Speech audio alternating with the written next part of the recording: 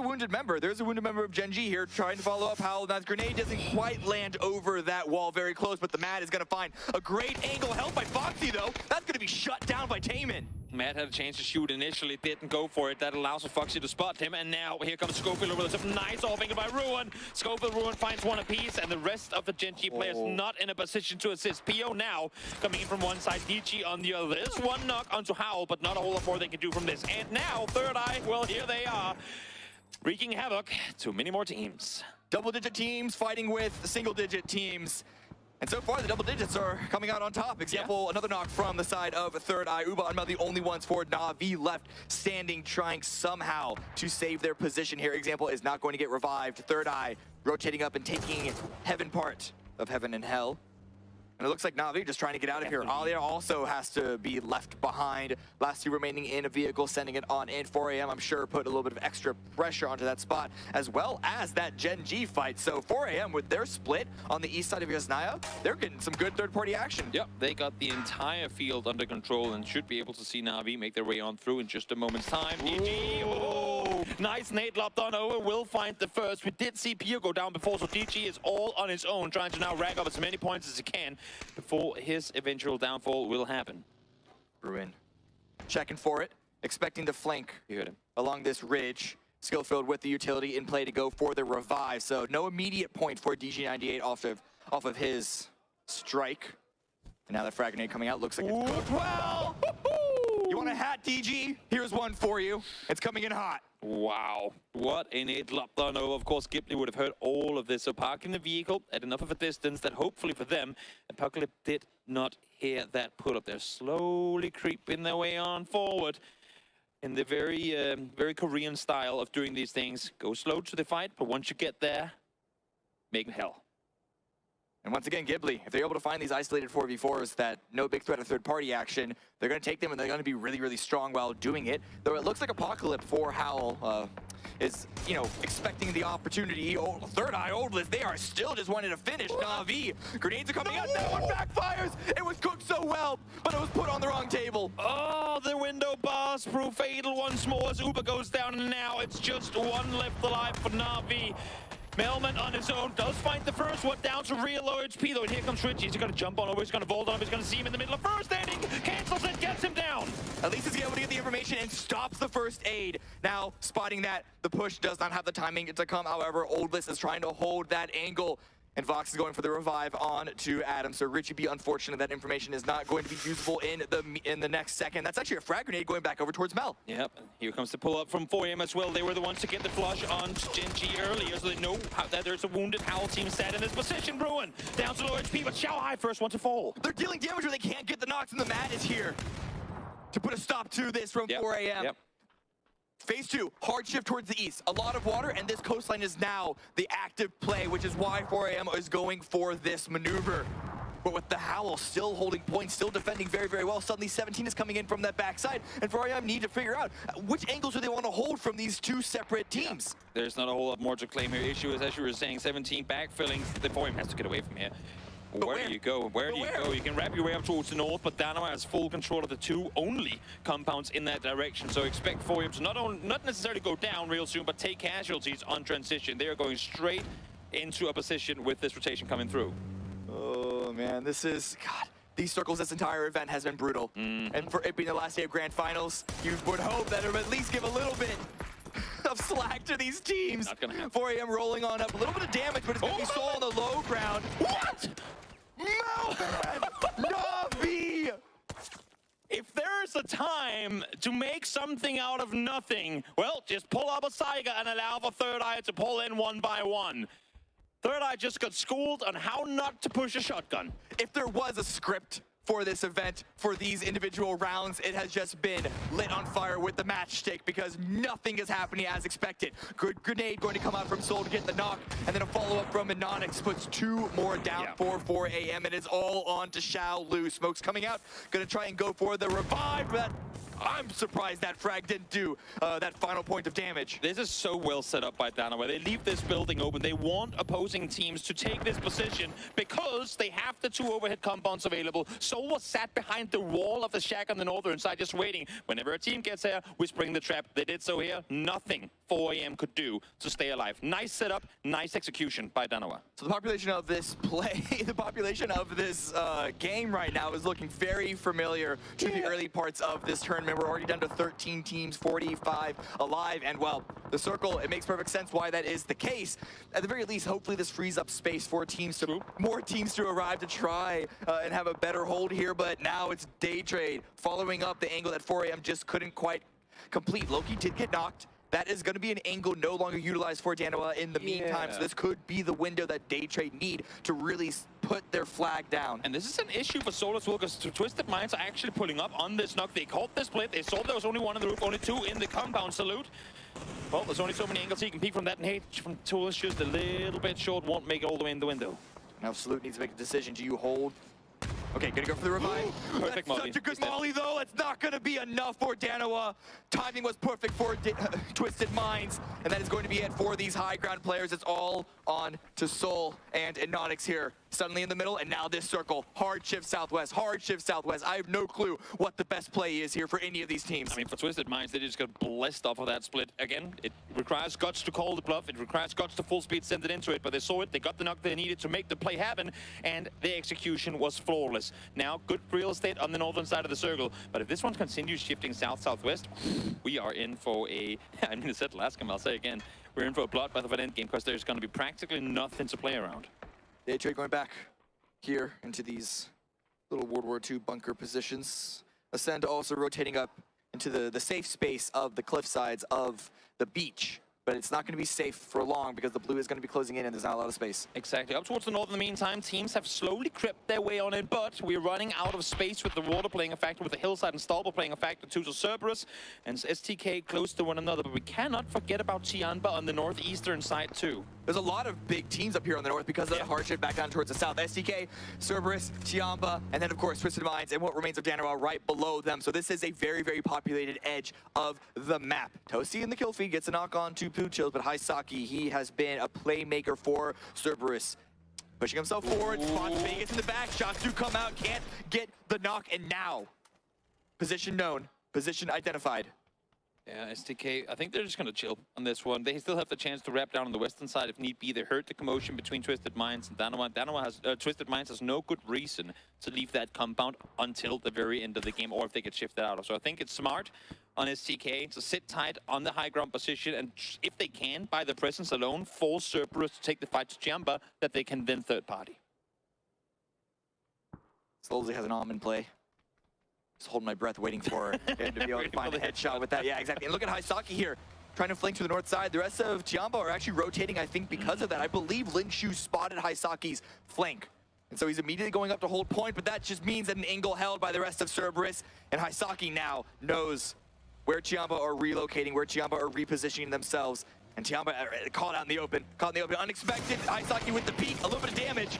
Not enough for the knock, and this is but it's definitely enough to keep Tianba cornered. This is playing perfectly into the favor of STK as well. If they want to make a play on this, they have a perfect chance to. Tianba continuing the push on forward. I like the aggression they're sitting up, actually forcing Cerberus to reconsider this engagement. They have Sololsi and Himmats up on the hills behind, but Haisaki has to make the Rayon back because the circle is closing in. This was great maneuvers by Cerberus. Big. They've gotten in front of Tianba. Tianba now have no space in this next zone with the blue coming in, about to hit phase 4. That's when the damage really starts to add on up. They need to pull away from this fight. And I mean, I suppose their only play now is to make a bomb send towards the center, where at the very least the circle does commit to. No more hard shifts, at least for this next time. And Howl holding center, Day Trade holding center, but it's a lot of open space. Yeah. I mean, this fight will have to come to an end one way or another. Tianba, unless if they can somehow wrap around, but that's just most likely going to take them down anyway. Sonics as well on our screens down on the southern side have to make their way on in, but back to Tianba we go as they need to find a way to make landfall. They still have 3 or 4 prepare players. halipon Ryu, mami. Do they know? Did they catch in the kill feed that they were fighting in these compounds? They wouldn't have heard the shots, so it would be one hell of a gamble to go for this position. Onyx trying to jump peek out of that window. He's got a couple of frag grenades, and with Linshu pulling up, I think he's going to be preparing one of those. 10 seconds left before phase 4 begins to close. And so the teams that have yet to make their way into the zone, which there are a lot of them, they're going to have to start moving now. T.aw continue to push forward. They avoid Tan.aw, but it's now Ghibli that are holding the line, holding the point. And they're in a split, but they're not holding it immediately. Yeah. Backup from Ghibli is arriving. Nice angle on the approach here from T.aw, but they call the bluff. They see the split from Ghibli. There's nothing that Toshi and Heaven can do to assist from the other side because of where T.aw approaches from. So at least now they've made landfall, but can they stay alive? It's a great trade at the very least. They can't get Yumin picked back up, but 7-7 has been knocked, which means T.aw, if they want to go get the revive, they need to commit to the hold now. Heaven with a great angle, that's 2 knocked. And he has a grenade. He knows exactly where Pow is. The grenade goes a bit too far, but the second one is perfect. Huge that Ghibli makes the play on over, but look at who pulled up behind them. All of Ascend is coming up to the building they were splitting out of, and all of a sudden now Ghibli, caught in the crossroads between two teams. They have to approach on this. They have to push. And Heaven, sole player to try and make a play on this building now. Grenades lobbed back and forth between Longscur and Glaz. And Longscur is going to reign supreme in that one and potentially timing to go for a revive. Heaven with a grenade, more frags at the ready. There are a lot of windows to bank them through. He takes a bit of damage in return and going to try and confirm that kill. Longscur with the underhand. This one also, again, does not bank far enough, but he has the peak. That's Ghibli eliminated in 13th place. Foothold in the circle, huge for T.aw, but nice reaction from Ascend as well to make the aggressive play on up. And we said it here, maybe T.aw was going to make a play on this. Didn't happen. Cerberus, though, does set up the push. 4v2 in favor of Cerberus. Let's see who comes out victorious. Solan and Onyx holding the back angle, and Hisaki is going to go down. That is a great pick for Onyx here to at least lighten the load. Yeah. It's still a 3 versus 2, and Onyx needs to take some time to heal on up. The frag grenades are not landing where they need to, and Sol is holding point. A good Molotov to deny the push, while we also watch Ascend discharging dead ahead on the day trade. I don't think Ascend was expecting there to be a full team on this side of the circle, but look at the amount of damage coming through with the utility sent up by Ascend. Kilyakai able to find the first, but so much damage done to the remaining day trade players. One more nade should be able to do it, and that's going to be Mika. Finding the second. Chris now pulls on up with the M24 in hand. Can't find the first one. Spotted from Ruin from afar. That's suddenly a lot of damage coming out for the Sonics. They thought they had this, but now they are as wounded as Day Trade are. Tan.aw are eliminated, as you can see. The circle is going to hard shift towards the east, so that means that this position that Ascend are trying to push is so valuable, but very few people are inside. They still need to fight each other to make their way into this next zone. I like the commit from Ascent, but they committed to it before all the players were there ready to assist. They lose one because of it. Now they might end up losing more. We hop over to 17 as well as the new circle shifts towards the east. They have to make an aggressive play, and that play is going to be towards Sonics. There's so much fighting in the kill feed. We're not going to be able to follow along with all of it, but how does Brex get inside the bunker? Belmoth has the opportunity to heal on up. And Kilyakai is on one of his next knocks. Not the first one, so he's going to be bleeding out pretty fast. SDK versus Howl. Alo is down. Vegas with the continuation of the damage onto Howl. Ascender eliminated, and the revive is going to be coming on through. It is all happening at once, again, because there is no space. Huge stand being set up here from both SDK and from Day Trade. Really impressive that they're able to fend off against the opposition in that situation there. Sonics now forced to make the wrap around, playing a vehicle and a rock for cover. Not exactly going to be easy. That nade, tons of damage coming through. Flood, last one up for Luminosity, is able to at least deal some damage, but goes out before any placement points can be gathered. So that is another 0-point game for Luminosity. Twisted Mind trying to answer back against Cerberus. They took some damage from that grenade, but no knock, and now in the blue, so Lozi is going to go out. Now, Na'Vi lost 3 players very early on in this match. Melman is still running around in the blue, trying to eat first aids. It's rather impressive because now, well, at least there's something. He's made points his way. He got 3 kills on Third Eye early. Now we'll see this push coming through. Belmoth frags at the ready. Unsure how many more he has left, but now his position has been recognized. Mime with the shots, Mime with the angles, and Belmoth is making him work for it. Cannot get that last point of damage, but the grenade is there from Shrimsy, and now Mime can get revived. But 17, they're going to be following up. It is the most obvious play known to man, but they're stopping short. Yep, I like the idea of them not over-aggressing, because look at the open field that have to cross through. Xiao Wu able to find the first one as H-Win falls. They want to get the rest up to take as well, but not going to happen. Belmoth gets to confirm. The domino effect of Mime going down to Belmoth is absolutely huge here for the Sonics. At least one of them is going to be revived. The rest will come through, but look at this Melman. Still running around in the blue. He still has 4 first aids. I'm curious to see how many he had, but he did have the entirety of Third Eye to loot. So yes, he did. There probably was quite a few first aids. You can see Xiao Wu. Spotted. Still not seen, not gonna matter. Na'Vi falls in 6, but again, salvage where you can, and that is exactly what Mel did.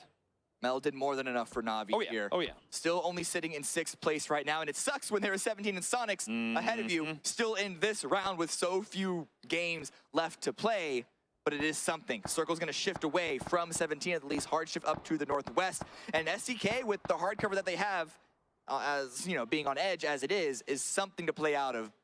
But there's, again, open area. Dead center of the zone is virtually open. A few teams with some high ground spots, but they're not going to remain. It's wild how so much fighting unfolded in this game. For all these 5 teams alive now, the team with the most kills has 4. And that's Tianba. Goes to show everyone who's been fighting early took casualties in doing so because of the way the battles went down. Strimsy finds the first. At least that gives him the info across that 17 is approaching. Not just the info, it's also the timing damage towards 17. They're going to have to go and, you know, take some time, take some resources to get the revive, and the blue is going to start coming in anytime soon. More grenades come on out, and now with SDK also with the line of sight on the 17, it's going to be a hard push for them to make any more headway into this phase. Revive is coming through, and there are a few vehicles, but that is the last option that they want to use. I'm looking at the terrain and thinking, is there a way for 17 to wrap all that way south around? I don't think they can. I don't think they'll be able to make that play without going into the lines of sight of Sonics. But now, speaking of lines of sight, Vegas gonna see the entirety of Twisted Minds in just a second, trying to make their way down this hill in the US. 17 now on the push towards the Sonics is the best option for them to do so. And what a good grenade shot with the follow-up knock onto Shrimsy too. It is all down to Mime. 1 versus 4 in the blink of an eye. That is a 100-meter spray as well. Xiaowu was the furthest back player able to take him out, and just like that, Sonics in trouble. Mime trying to fend off here against 17. They want the win, and they want it early. SDK are pushing out of their compound. They're going to want to at least capitalize on 17 being damaged or at least out of position. Once they take care of Mime, Mime is spotted. They're out in 4th place. But how much damage can now SDK do? Because 17 have all 4 members up. In fact, all 3 teams have all 4 members up. Again, goes to show it's some of the teams that haven't had to fight all that much up close this game that are now finding late game presence. SDK the ones to really have to battle the hardest to secure their spot when they went up against Howl earlier here in this match. But 17, I mean, they came in hungry today. Sometimes you see the team up at the top crumple on the final day, but 17 winning game number 1, now guaranteed top 3 as well. Huge performance right off the get-go here in the final day of PGS1. Chabe trying to find an entry headshot there with the bolt action. Not the most often used weapon here, but man, can it be useful if it does get that knock.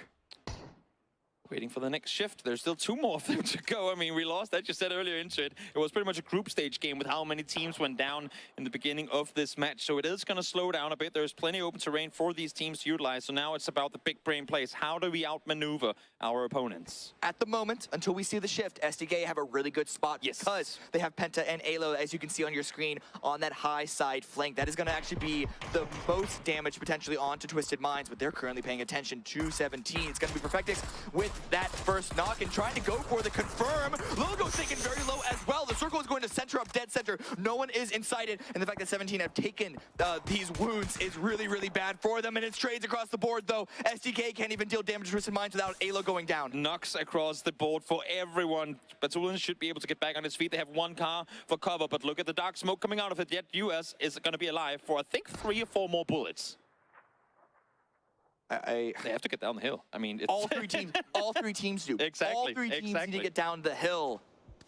And they're just going to be shooting at each other while they're at it. They're going to have to go basically 1 at a time with people trying to give a lot of covering fire. And I think if someone is able to find that first position and able to hold that position, maybe they can anchor off of it. 17, their only option is to go now. They're going to stop here in the dip temporarily and then continue to make the move on foot, potentially. The line of sight is not the best. Alo trying to do even more damage, but 17 on the prone. They're alive for now. Issue is they're prone behind the car, but they're not inside the next circle. They have gotten closer, though, than they were before. So SCK, the next team on the button, has to make a play happen. Vegas, first one to cross. It's actually Kurt who's made his way across the road, but Vegas is eyeing up this position by 17. Smoke wall does come out.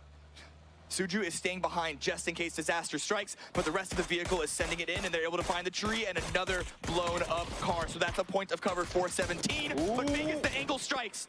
Oh, he wishes he had an 8 right now. That molly wouldn't be doing enough for him even if he wanted to throw it. And now here comes the team. He's suppressed as hard as he could. He's tried to not allow for them to shoot back for as long as he possibly could, allowing Penta to cross at least. But Purdy and Alo are still stuck on the other side. Again, STK in a 2-2 split. Some of them are in the zone, some of them aren't. But this is a great follow-up to answer to 17. And Twisted Minds now, you can see in the minimap, they are trying to push on forward. Grenade's not landing from shoot to kill, but Alo does. Spyro is down. Twisted Minds still not healthy. Grenade does not land. Low Ghost. Shalbei trying to stay alive. Happy Feet dancing out in the field. Dodge and weave as best as she can to try and stay put and allow for these two other teams to fight one another. There's no guaranteed third-party option for anyone here. It's a free-fall. Everyone trying to damage one another. It's all about landing your shots. And now Vegas and Penta in a vehicle again. They're not going down to the low ground. They're going to go back up with the rest of the team, and they have the best piece of high ground remaining. It's not great, but it's better than any other team. Kurt's shot's not landing, but Lil Ghost is there to follow on up. Batulin is confirmed down. No matter where you sit here, if you're kind of hitting from one angle, you will be exposed to the other. A proper Mexican standoff here, as all these three teams want to bring home the second match of the final day here. Grenade not quite banking in the right angle. More smokes do come out from Twisted Minds, but look at the follow-up vehicle maneuver from SDK Vegas with another knock on Spyro. A follow-up grenade from Kurt. Huge. SDK hasn't had to use a whole lot of utility early, so they have it now. Now the pushes are coming through, and now the flashes are coming through. They need to make this play. Lou down to low HP. The mollies aren't hitting, but Purdy Curdy has the space. He is pushing on forward. The flash, he gets flashed by his own teammate. And 17 might have the angle, but Penta has a better one.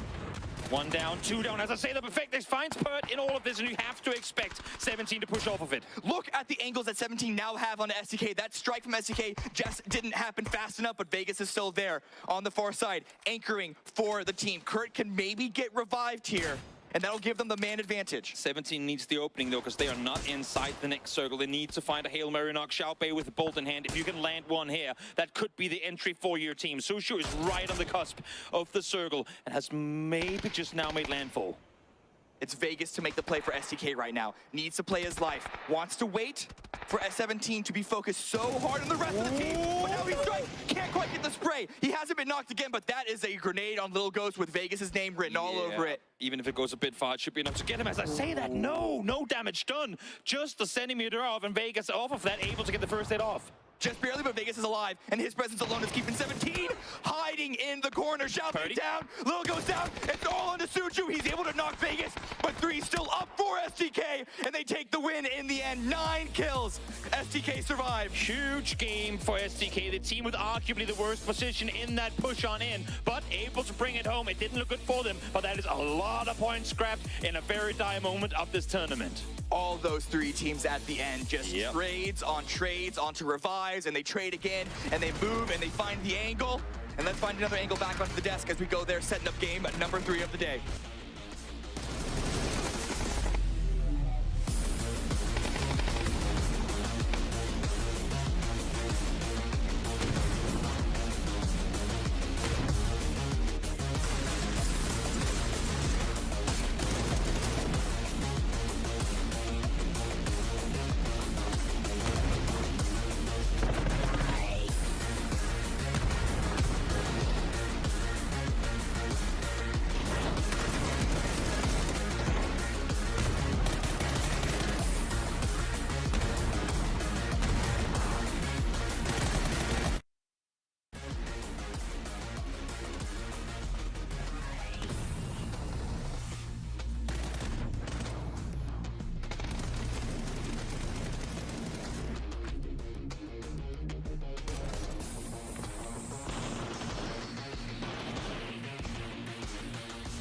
At the very least today, if not this entire grand finals, for every team that is not 17 gaming, I'm gonna have to wait until I see it happen before I, take a guess in that direction. Yeah, I mean, it feels like 2 chicken dinners are required now to catch up to 17. I mean, that's just that way, yeah. The way they're playing, the fact that they're that many points ahead. That's just the standings, the way you look at them, and that's about the best math I can come up with if you want to catch them.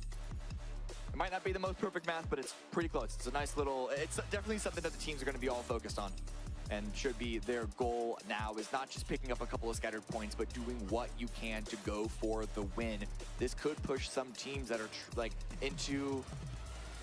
could push some teams into some Hail Mary plays, but of course they're going east again. Of course we're going east yet again, centering around that field. Luminosity home turf, Howl home turf, Sonic's home turf. I mean, whether it hard shifts away, which direction is going to hard shift away still remains to be seen, but we've seen this area quite a few number of times. Yeah, well, it is kind of par for the course now, but you know what I was going to say, I see one team drifting in the direction of 17 here, and it is Oldless. These guys, I mean, look, 17, or excuse me, Third Eye, they don't care who it is. They just go at you. There is just no stop. I mean, it doesn't matter what team they run into. It's LG, it's Na'Vi. It doesn't matter. They don't care anymore. So this isn't like you know, a targeted thing. This is just the way they're playing. Oldless reloads his barrel and jumps spotting on that hill to try and see if he can't catch Suju. And there's certainly a possibility here, depending on Suju's own sort of looting path through this building. He might have seen him through the window in that bottom right-hand corner. I'm not sure, but Oldless taking his time here, double-checking all these corners, making sure that Suju is not around. But I am fairly certain he saw him in that house. Yeah, he's going for it. He's definitely going for it. And at the very least, he's balancing, trying to go with speed without giving any information away with the footsteps. And okay, did Suju spot Oldless He knows now. Return. Okay, no. Certainly saw him come out that door. He's got to be careful with the footstep sounds here. Once you get closer than about 50 meters at full running sprint, it could theoretically be heard. Let's see. He's going to keep pushing on this. Suju, though, continue to make his way a bit more towards the eastern side of things. I think he's just waiting for him to go to the vehicle.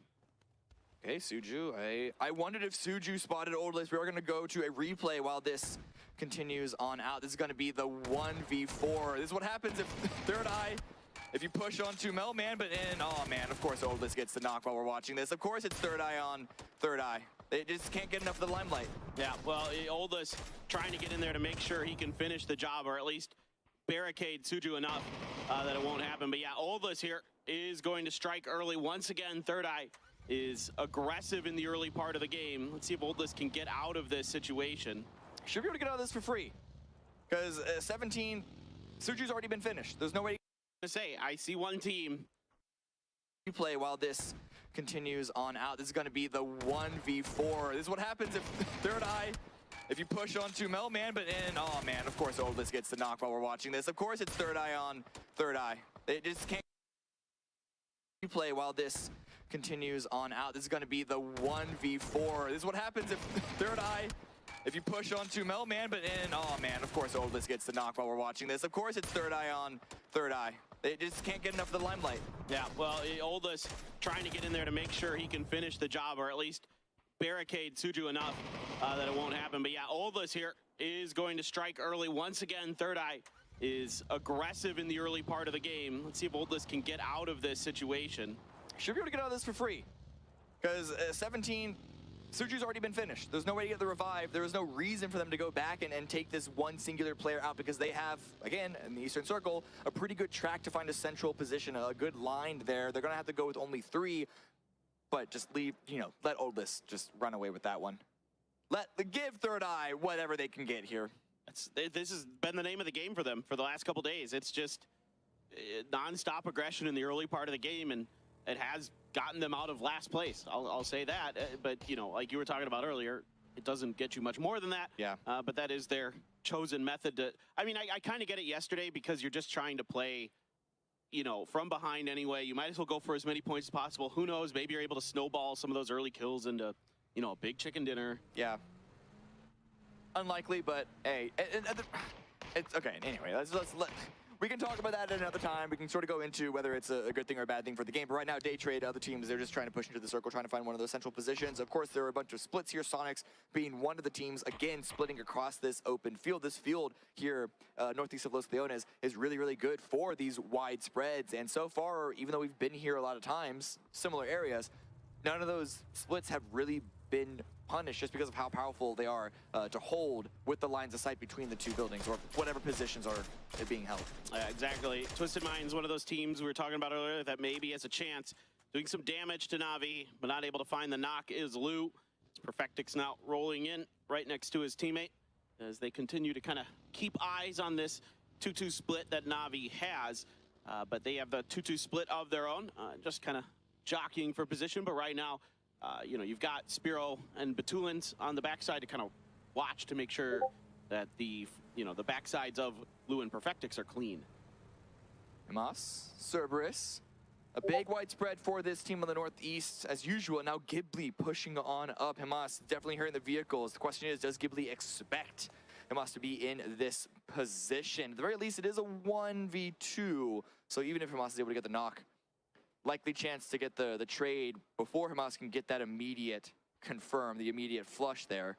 But now as spread as Tosi and Heaven are, that makes the opportunities here for the 1v1s a lot more likely. Oh, Tosi's going to show himself, but Tosi's faster. He's ready for it. Gets Hemas down. Solalzi putting some shots in. Hemas for now not flushable because of Solalzi's position and Tosi's health, but we'll see how long that lasts. Yeah. Is he revivable is the more important question. His death might just be long and slow. And I'm looking at a lot of other members of Cerberus sort of falling away from this because Ghibli have crossed the road. Human and Glaz have crossed over to the opposite side. Glaz is going to be there for the confirm. Grenade also thrown out for good measure as well. So, hey, it's a one and done for Ghibli. Cerberus retreating with the tail between their legs.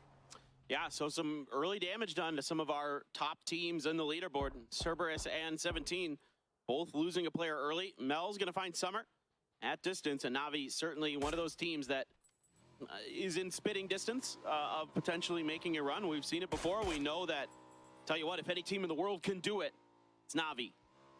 Absolutely. Ollie is going to go out there with a bike just for the 100% confirm because they need every single point that they can get. Not even stopping to loot, just wants the confirm. Certainly. That's, you know, he's sitting pretty with utility. He had 8 smokes in there and 1 frag, so absolutely doesn't really feel like he needs to risk it to get any more. 17 though, just going to be vibing here in this warehouse that's out in the middle of the fields. Could be an interesting compound if it ends up there for them, but it can be a little tricky to defend. Cerberus right now, a nice little care package picked up for them. I don't know if it's worth losing a player for that, but at the very least, they're able to get something for going down to 3 early on, finding some space to the east of Luminosity, who are once again holding a little bit of a spread themselves. Home turf, it's only a matter of time you would hope for them to really have a good game from this position. But I mean, for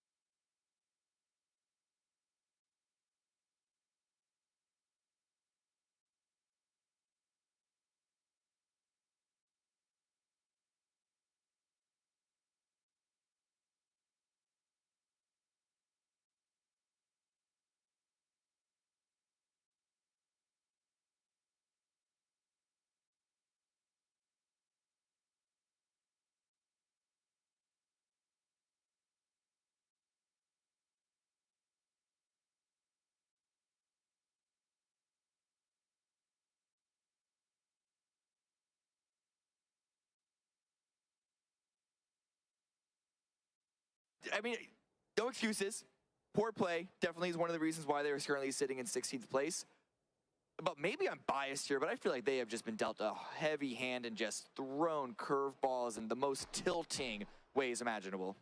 Yeah, certainly it just hasn't been their event. I mean, they've definitely had some bad fights, gotten caught off guard. It seems like one thing led, compounded into another for LG here in these grand finals. So a team that we all had high hopes for, not able to get it done this time around, but certainly we'll be seeing them again. I think I have very little doubt that they aren't a top tier team. We saw it early on in this tournament. They can compete with anybody. Oh, PO knows this. PO is going to be recognizing this, at the very least spotting Ascend rotation. Unsure if he was able to put together the self-knock and the kill feed and then this, but I think with Kilyakai looping back around, he is definitely going to know now. I would think PO would normally go for this, but he's holding the trigger so far. Doesn't want to go for Mika, doesn't want to reveal his position. I think he's concerned about across the way. There is Tan.aw over there, we know it on the map, but PO likely senses that someone's going to be on that mountain, could punish him. Pow tries to spring to action onto ALO. The headshot is going to find ALO, but ALO almost takes him down. Wow, Pow just barely wins that. Oh, he was running right into the grenade. It took a while, but ALO is down. And STK are going to be looking for the possibility for the revive, I'm sure. Kurt, I think I saw driving in that direction, and now PO once again peeking in towards Ascend's angle. Taking some shots, and at the very least, he's spotted. Forced to back away down to 30 HP. Now, well, PO tries to be patient. His helmet pays the price, and he is likely going to be piecing out and looking potentially for another new helmet. I do see this circle. Oh, my God. Of course. All right. Oh, man. Here we go again. Down in this part, it's a hard shift down to the south, and right into the territory of Sonics, SDK, Gen G, all in the mix. Gen G are actually leaving the high ground. I'm shocked. They're trying to go dead center. Maybe contest Ascend for the high ground. That's the north side of that road. I actually kind of would have preferred they just stuck on the south side and deal some damage from that position. But a lot of other teams also rotating in very limited choke points. It's either driving through the field that has already been held by Luminosity, Sonics, etc., or coming in through Los Leones. And that long south wrap they want to do, if any team wants to go from that direction, come up through Puerto Rico, so it's going to be a very, very hard, far one. Na'Vi barricading the northern entrance from 17. You do have Twisted Minds down to their west as well, but Twisted Minds peeled off momentarily. I'm not sure. They didn't want to get aggressive on this rotation. They wanted to try to play edge.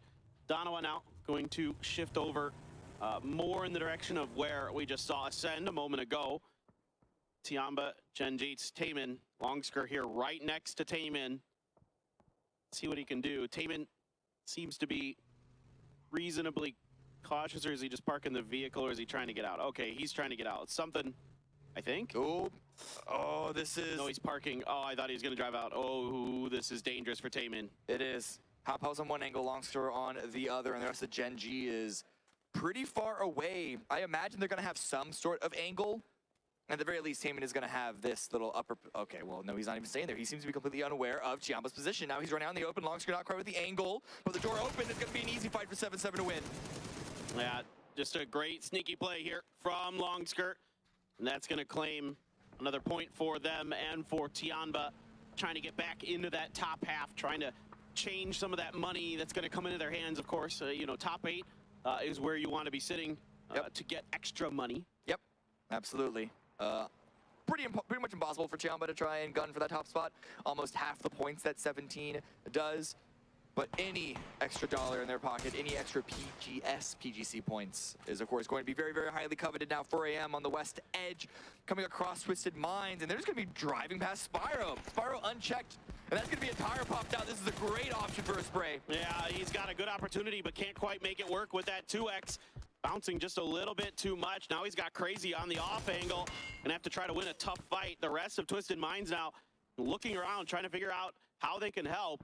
Spyro here stuck out on an island, and if any more angles are found, he is done. Got to run away from the grenade. If Xiaohai has any more in that same direction, that could be it for Spyro. Lou is trying to give that covering fire from the high ground. But the damage is there. It's doing something chip-wise. Shalu at the very least is having to back away because of that, but that is 17 third-partying on that high ground onto both of these teams. Still a ton to play for both of these teams. So absolutely a tense fight. Now Perfectix taking damage from, I believe that was Third Eye, over from Los Leones proper. So he just got chunked heavy. That takes a momentary respite for him to get the heal back in. 4am now gonna go for the grenade as the blue approaches. Lou lets loose. I don't think that's gonna get there. Yeah, ooh, it still managed to get some damage around the corner to Spyro. Circle hard shift for the east. We're going to the coastline, everyone. Ghibli are looking really good in this one. So are Chiamba and now 4am. If they weren't considering having to move just yet, now they are. Spyro out in the open. Does get cut down by Crazy, but it is a trade because Batulin is going to drop Xiao Lu. And again, the question is, these two teams are so entangled up against each other, with each other, and they're going to want to move because they're going to be coming in so late the way things stand. Oh, Richie B from long range, able to steal that kill away from 4am. Perfectix going to confirm the knock on to Xiao Lu. Now Richie B and the others. Oh, we got Cerberus and SDK dusting up in the middle. Tianba in the mix as well. Penta's taken down by Sololzi with a Groza stepping in today, having some impact. Lin Shu there almost getting the knock on to Vegas, but it's actually Heaven on the other side of things that's going to do it. Things are really kicking off here. Gen G out in the open, might lose Foxy. Everyone's losing everyone. There's no clean, clear path into this. It's such an open field. It might be on a little bit of a slope, but it's a field nonetheless. Very limited cover. Now Howl directed towards Tiamba's location. And Tiamba are on a pretty good split themselves, 2 and 2. So Schofield and remaining teammates finding a little bit of cover there. Yeah, and Howell's going to have to sacrifice at least one vehicle for that. That's not the ideal spot you want to stop in. Xiao Bei out here for 17 Gaming. Batulin's Perfectix now in the blue. Third Eye as well, just opting to try to harass everybody on the edge of Los Leones, no matter who it is. Schofield was knocked. Howell now playing on the opposite side. That grenade bounces well, though. That's going to be Schofield confirmed, 477. The follow-up grenades just can't hit Madden Apocalypse location. They're safe on that angle for now, but I imagine it's only a matter of time before a team on the east or perhaps even the south finds the angle possible. Or, from what we're seeing right now, the grenades get cooked just enough. The Madden Apocalypse down so very low on HP. Wow. I mean, one more grenade could have finished the job, but 7-7 opting to keep an extra in the back pocket just in case. For future situations, I assume 17 has to make a move, likely going to sit up top of these rocks or on the edge of this next circle, try to wait this out. This has been their MO today. Play it safe, play it cautious, play edge. They're getting the points. They're sticking up there in first place, so you cannot criticize it just yet. Kurt now surrounded by a couple of different teams, but at the very least, Cerberus and Ghibli are shooting at each other. And there is Luminosity there on the north side, but back here onto 17, finding an opening knock on to Example. Not in the zone, but it's the points, and it's those little ones that matter. It's going to keep adding up and keep extending this lead. There's no hope for Example. He is done. The blue is here. No one from Na'Vi is anywhere near him, and that is going to be a point going over to 17 Gaming. And every point they get makes it that much harder for every team behind them to catch up. Mel trying to see if he can do some damage, punish 17 Gaming for taking down their teammate. It's not a great position, as you can see. Circle's going to center up on this field. Twisted Minds make a rotate through Sonic's territory and then into a crossfire between Gen G and Luminosity. And if they don't get cut down here, it's going to be Cerberus territory that they're driving immediately into. They are running out of positions to stop at and play at. There are a couple of dips, but how many of them are going to be safe? Lou taken down very, very low, has to hop back in the vehicle, but Haisaki, more grenades into the field. All right, this one, if it's on point, could be really devastating. No, it comes up short. So for now, Twisted Minds able to avoid the grenade range of Cerberus.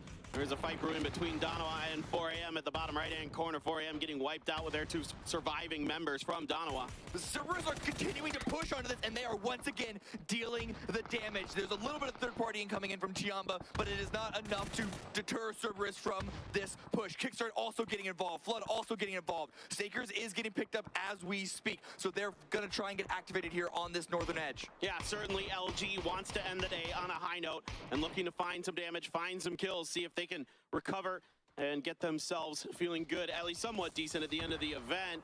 We do have Twisted Minds going down to LG there. 17 is going to fall to Na'Vi, so a sigh of relief collectively breathe throughout the rest of the server. But Ghibli, Sonics, Cerberus, and now Ascend and Na'Vi, who are in the mix in that top spot, they need to use this game to close that gap. Now that 17 are out, it is only one round of opportunity so far to make it closer. Yeah, precisely. Now you have Day Trade here, surrounded by Ghibli. And we know that Ghibli out in the open is a force to be reckoned with, but so is Daytrade. We'll see if they can find a way to break through here. But yeah, the crossfires are just way too good right now for Ghibli. Gumin has Belmoth down. Poochill's out in the open here. Glaz needs to find one more. He's good for it. And that is going to be a couple members of Daytrade falling. Nurin's trying to do what he can. Him and Flash, that star duo for Daytrade. See if they can turn this around. But this is, again, Ghibli finding an opportunity to have an isolated 4v4 without getting any contested, because they're in a dip. Really, really difficult for angles to be found by another team. Heaven is up on a high ground. I think there were shots coming his direction, but it's valuable enough for him to stay up there to remove the rest of Daytrade. Norins and Flash, they're trying to look for those opportunities, as elsewhere, Na'Vi are continuing to pick up the kills, this time against the Sonics. All right, Na'Vi trying to barricade the Sonics there. They are going to lose a player, it looks like. Shrimzy is going to fall to the blue. Flash now knocked by Heaven. Continues his reign of terror, and now Tycon and Cerberus helping out their APAC brethren a bit here, as Nurins, though, in the phase for blue. Not really a lot for him to do. Tickleton taken down by DG98, Gen G with a couple teams surrounding them. Pio's out in the open there. They're going to get the confirm onto Tickleton. Mime and Win trying to do what they can. Foxy with the Molotov at the ready. Knows where H-Twin is, or at least general area. But I think it's going to be on Mime from the blue. The problem is Na'Vi are also pushing on in. But at the very least, this could distract Gen G and this whole three-team kerfuffle. I mean, it could be opened up for H-Twin, who already gets the damage on to Pio. Pio's got to get to safety with Na'Vi right on the other side of that hill. Mime in the blue trying to see if he can do something to salvage some points here for Sonics. They would love to try to, like you said earlier, close the gap as much as they can. Circle's going to head a little bit more towards the mountains, so still keeping some of that in there. Of course, we are in phase 5, so it doesn't have to remove the land ratio terrain yet. Grenade comes out, falls short. I mean, it's all into Mime right now to try and make a moment. I don't think H-Twin is going to get salvaged unless, I mean, something big happens between Na'Vi and Gen G. But the chances of Mime trying to 1vx this is pretty insanely low, especially considering, I think that's Third Eye. Of course, the Third Eye with the third-party angles, keeping him behind that rock. Yeah, Third Eye and Ascend looking towards Mime, and yeah, there's nothing left for him to do. Foxy going to reach out into the blue here, really wants this Murado. Is that going to be Na'Vi's moment to strike? Instead, it's a smoke from Mel to cover off Gen G's angle. Pio, though, going to use this opportunity to try to drive out ahead, but that's the open top Murado, and that's a headshot on a Pio. One more, and he is done. Oh my God, Mel almost got it. Insane that Pio is still alive right now, but the rest of Gen G, they are staying put, because now that Na'Vi's position is confirmed, they're going to try and cut them out on their own pass. Shots come out, don't land. DG dropped down to 26 HP. It's still a long-range battle between Third Eye and Ascend up on the Los Leones Mountains. Ghibli, good job here, except they, Nurins was able to sneak out from underneath them. But overall, that is a successful defense. Now Pio turns things on their heads, takes Mel down, but I think the point's going to get stolen indeed. It's Chris who's going to get it. Uba tried to do something about it, but not in time. Last one up for Na'Vi. What sort of play can Uba make? Because, if he goes out, Cerberus, Ascend, and Ghibli, that's still even more room for them to maneuver on the leaderboard. Pio with the shots out, not quite hitting. Just constantly tagging the sand right in front of him, but finally it's going to be towards It's Chris. Na'Vi are out. 10 teams remain, and Cerberus fighting Ghibli. Ghibli pushing up from that low ground, separating themselves up from Daytrade. Oh, Solalzi there just took a step out right into the firing lines of Flood. A grenade in hand is going to take him down. Ghibli now trying to recover from losing Gumin. Heaven, Tosi, Glaz now rotating in the direction of LG. Out in the open is LG momentarily. Tosi with the 3x spray trying to go for it. Couldn't quite connect. Now Heaven around on the flank side from the tree. Is this battle going to kick off? It kind of has to. Ghibli has the blue right at their back. They do. There's 4 men of LG to the north, 3 of Cerberus just in front of them. And so they are running out of space to play behind. Heaven has already rushed towards LG's position, and the grenade could be the opening. Not able to get the tag that it needs. And Heaven now has another frag grenade, and he's in much better range for this one. Kickstart going to be on overwatch of this position. Going to make it really difficult for Heaven to push over. A grenade splashes some damage into a couple members. Flood going to go down to the blue here as LG pinned to this blue just like Ghibli. Heaven just making life a living hell right now for Luminosity Gaming.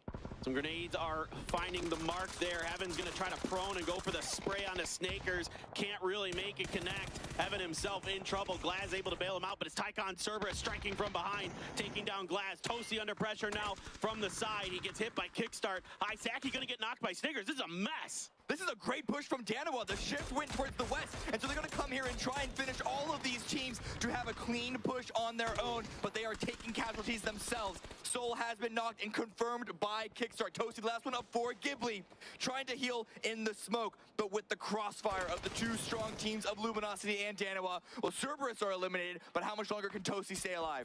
Toasty made Tan.aw's round all of a sudden flip-flop by getting that knock. He's under pressure. He's at almost no health, and he is gone. Snaker's going to finish the job there. Tan.aw's able to find a grenade to keep Howl at bay at the very least, but we should be able to get the res here for LG back up to 3. And credit where it's due, Luminosity already have 8 kills in this round. They're getting the revive, but look at this grenade coming out. That's actually going to be from Oldless with the knock, and he has another frag grenade ready to remove Howl from this one. It's not quite going to land far enough, but Apocalypse still needs to get revived. Yeah, here we go. Salute trying to get involved in this fight as well now. Smokes are going to be out, though. He knows those teams are on the other side. He wants to create a barrier as much as he can. Tan.aw now going to be crashed. What a spray from Longsker. Going to get 2 with the barrel. And LG trying to make something out of nothing. And Longsker and 7-7 just shut it down. He had the perfect angle for that arrival. But at the very least, it's a much better game for Luminosity, but we're looking at the top 6 teams remaining. PO is removed for Gen G, Foxy, and DG98. They got to break in through this position held by Linshu, and do not forget about Ascend and Third Eye, who are just constantly trying to find these third-party angles. I would love to see Tan.aw try to rotate up to the warehouse if they can identify that it's open. We'll see with this Murado if they can make that move. There are some smokes as well cutting off this angle. Loki, though, looking to just kind of push his way into the zone and try to barricade a little bit of a dip with that Murado. It's incredibly hard for Tan.aw from that position to find the information on that warehouse. They were so focused on the east side as well, but then of course just looking up, there aren't really a lot of spots, and as loud and active as Third Eye are, it's pretty safe to assume that there's a high chance of someone being inside there. But as the zone closes, you can see on the minimap, Third Eye, they're all condensing into one singular position. Ascend, however, they're spread out on the rocks, trying to make sure that Gen G cannot gather any more space for themselves. For a moment there, I'm like, Kilyakai, don't shoot. It's Chris in the back. Please don't do it. I know he's a guy who's usually behind you. He's usually out in the blue, but this time around, he's going to be a little bit further forward. Gen G, 2-man squad left, pinned down in a ditch. Tianba here, Linshu trying to take space, trying to take the shack, trying to get information for them. Now, finally, Tan.aw, diligent maneuvering here, as they are going to find that this warehouse is at least open for now, but like you were talking about, Third Eye still here, still going to be a challenging opponent. This is a great shift for them, however, taking this warehouse, because now at the very least, not only are they in the zone, Third Eye are focused on Ascend. Going to be trying to gatekeep that position, but let's see what Gen G can make of this. DG98 grenade comes on out. Linshu is already knocked down to half, and this grenade won't be enough to confirm it. Not quite at the right angle to land inside, and Tianba are going to be continuing to roll up into that position because now their compound in the field, no longer in the zone. Yeah, now Ascend, it's Chris. Flanks out from the rest of his team, trying to get engaged here with Gen G and others. In fact, he's going to strike onto Longsker, gets a knockdown, looking to cook a grenade towards DG98. If it's on the money, it could be dangerous there, but it goes just a bit too far. Rolls down the hill, isn't able to find any damage.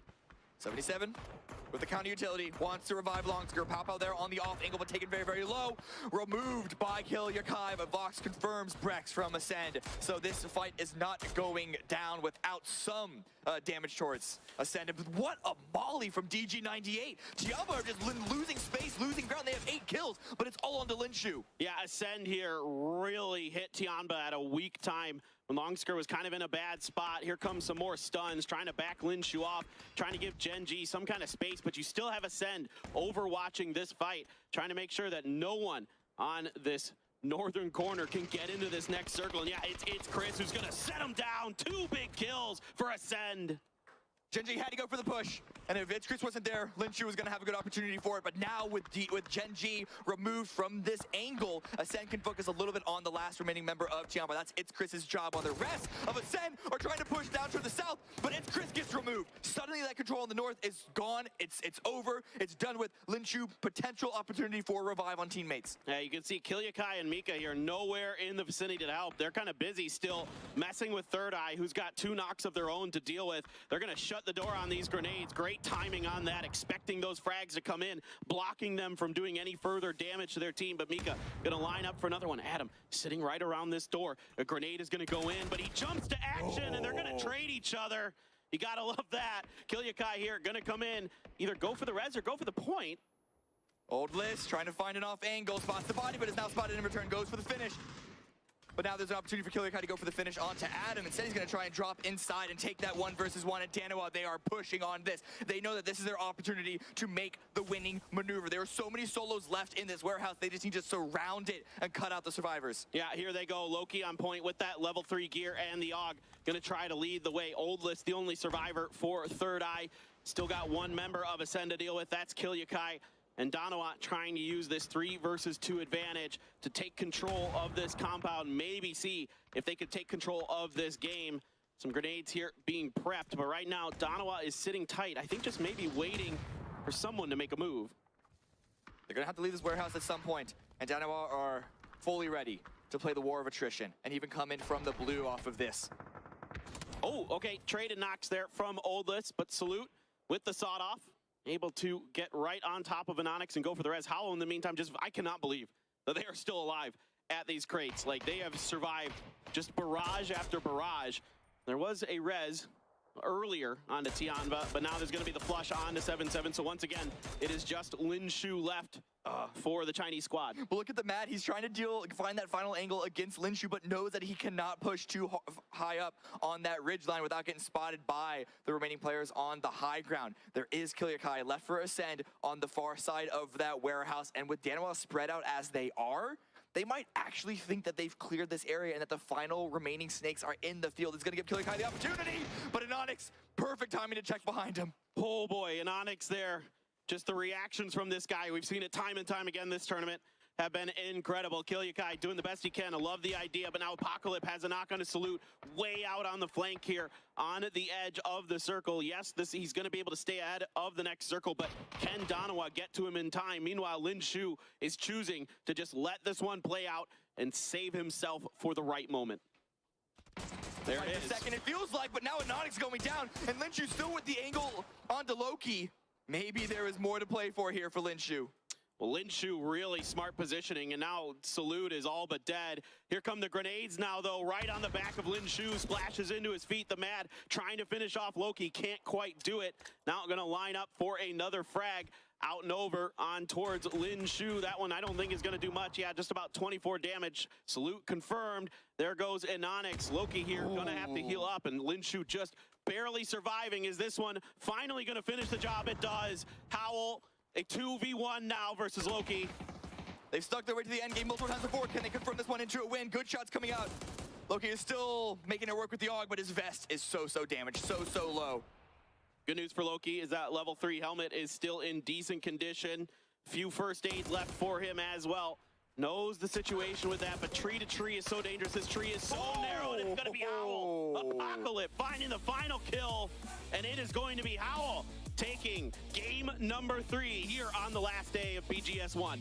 6-kill win, a low kill counter for that one, but they were stuck in the middle of a field with no real opportunity to try and go loud and get activated there. So good job at the end for them to get all those kills. Certainly. All right, guys, we're going to go to some highlights quick, and then we will hand it over to the analyst to break it all down. Stay tuned.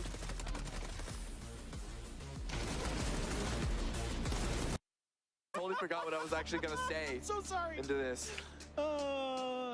Just trying to have a little fun. Live and think. Okay, for those who can't see it at home, Cammy D is now in pain. I'm just like splayed out on the desk. This, I mean, oh man, broke my mind, it feels like. But at the very least, no hot drops just yet, though. 4 a.m. and Twisted Minds, well, they're good enough. They're not even going to fight over vehicles. Everyone's just landing in their own spot. The alt drops from a couple of different teams, such as STK down in Novo. There is Tiamba and Gen G on the military base, but hey, would you have it? It's an Eastern Circle. Why would they drop Summer off so far away from the car? Were they just looking to see if maybe they could catch somebody making a mistake and run them over? Is the best I can come up with for that. Maybe. But that's a little odd to me, but whatever. That doesn't really matter. As 17 Gaming remain on top, nobody really able to significantly close that leader gap.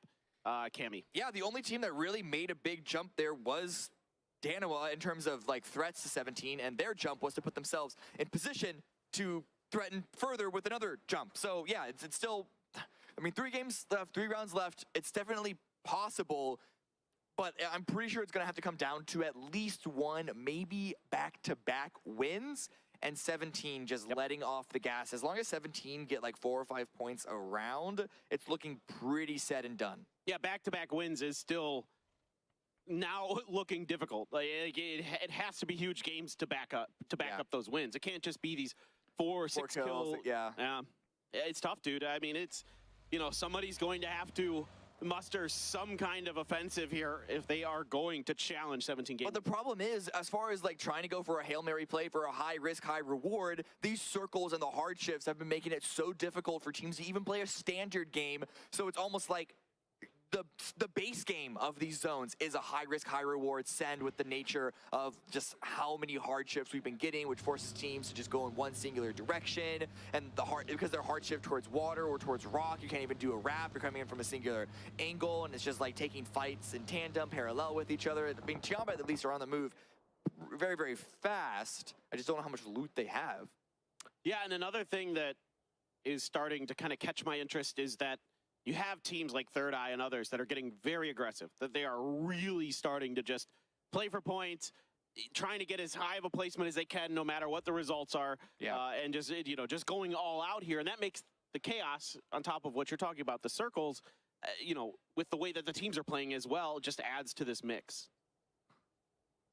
Cerberus now, widespreader on Gatka, still out of the zone. Tan.aw, I wondered for a second if they were caught up in Sonic's hold. Sonic's not necessarily in position to gatekeep that western bridge, but you never know. Maybe someone's in a perfect position on a rotate. But Tan.aw continuing to move on, and they're still driving north. I think they might be scavenge looting on the way, which means that they could run into a Cerberus member, but 17 at the very least coming out of Pachinki immediately into the zone once again. I kind of, for some reason, in the back of my mind, think that Tan.aw's going to go all the way around to Stalber. I think they're going to. I think they're going to drive all the way around. Honestly, they might. That's like, look in the direction that they're going, with everyone else just trying to beeline towards center. Tan.aw know that they don't have, that they're not in a position to contest for a central position. So you might as well come in from the safest angle you can imagine. But hey, Cerberus here. I don't know if they're trying to take this fight, but Tan.aw are going to be taking it to them. The Cerberus is out for blood, and they are looking to just kind of jockey for position initially with Tan.aw. Now they did get a player up here on the hill. It's Tycon, but he's backing off. So I think this fight is unlikely to happen. Is it? As long as Longskirt keeps going, I think it's sending it. I am pretty interested about Cerberus's timing here, because they certainly had to have heard Tan.aw driving by and opted to chase them. Yeah, it might honestly just be a chase to come in from the same angle. It might honestly just be that Cerberus has the same idea in mind that Tan.aw does. We'll see if it comes up into anything, because right now we're still just looking at other parts of the map. Still nothing on the kill feed for us to follow up on at the very least. It's, you know, it's going to be an active rotation with a lot of yelling and screaming at each other. Well, this looks similar to the other Erangel in the way that 17 is navigating the circle, just coming in a little bit late, taking the western edge and locking down that space. Genji is going to take their sweet old time, as is usual. They like to get fully looted. They like to get the best guns. They like to get that SLR into PO's hands, make sure everybody's situated before they start making their rotations. There's Suju taking that, as you boys in NA call it, the tempo dip. Tempo dip. It's an old school call out. But it checks out. But it checks out. Exactly. It's a classic. It's an oldie and a goodie. I like that one. That's one of the few that I like, because they just did it so much that it actually kind of makes sense. It's like kind of like the one I call the liquid compound. Liquid compound, yeah, always for sure. Every time. I usually don't like to use like really specific call-outs, like that are regional specific, but there's a few that carry over. Because especially if it happens on a global stage, time and time again, and everyone recognizes it. And honestly, at this point, they're so long gone from both of those teams that they just, you know, those call-outs have a life of their own. Exactly. And Sonic's sitting there, just, you know, we saw Tan.aw drive by them very early. They didn't have to put any pressure at Tan.aw, let them pass peacefully. And now it is Na'Vi around the shelter. Howl, your previous game winners, going to be vibing in the kind of Alamo Museum area. And Sen, shocker of all shockers, is also going to be coming in very, very late. coming from Primorsk, it's the only option. Get as much loot as possible and be prepared to fight for edge space, especially with the hard shift, which again, we're gonna have a hard shift. We are gonna 100% have a hard shift on phase 2. The question is where it is. Cerberus here, making their way into the zone through the S9 fields. Tiamba separated from Cerberus because not only did they drive towards Stalver, they actually went towards George Pole to continue their loot. Yeah, so you're right. They're gonna loot on the way.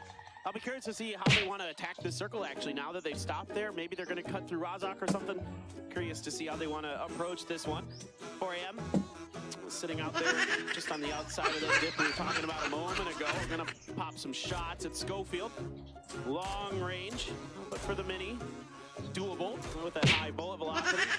So far, though, it's crazy just saying hello and then saying goodbye. Yeah, I mean, 4 a.m. this is the team that people have a lot of high expectations on them. They look the best as far as all the Chinese teams coming in from groups of these, but they're now sitting in 13th place with Cerberus. They're still trying to drive center, and they've driven themselves to the middle of a Dan.aw crossfire. The damage isn't really there for Dan.aw to capitalize too much onto that, so at the very least, Cerberus are able to keep all 4 alive, but perhaps not in the position that they were hoping for.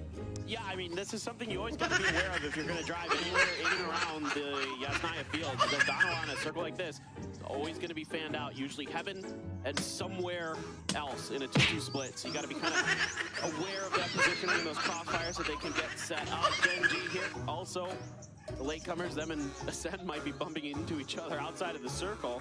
Let's see if anything comes out of that. Sonics on Death Road, up against Daytrade, and now Genji pushing away across a field. Where is this? This is out of the blue with Ascend here on the west side. Still a distance away from Circle 1. So these teams just trying to come in incredibly conservatively. They're losing a lot of resources for that one. Cerberus taking a couple of shots with the mines, and Daytrade now pushing it onto the Sonics. All right, Tiggleton only gets a touch of damage there. He's the only one on point. He's playing anchor here for Suns. Quickly, Shrimsy and others trying to maybe get into position to back up that superstar player. See if they can get in there and help him. Just kind of looking around for the rest of Sonics, trying to find out where those other angles are going to be coming from. So, Tiggleton didn't get a lot of damage, but got enough to deter Daytrade's continual push. Now that Shrimsy is here, with the buggy there, potential to continue that swing over further towards the north, but at what point will 17 this engagement here? The shots are still just teasing out one after another. In fact, I think Sonic's might just trying to run away from this one. That might be the best strategy here for the Sonics. I also saw bolts in the hands of somebody on 17 Gaming, so that could have a role to play here. Circle gonna sort of center up. Not a hardship. Super hardship. It's Really at all. There's an argument that's a hardship to the east because of the water, but as far as room playable, it's pretty good. Most teams are already inside it, so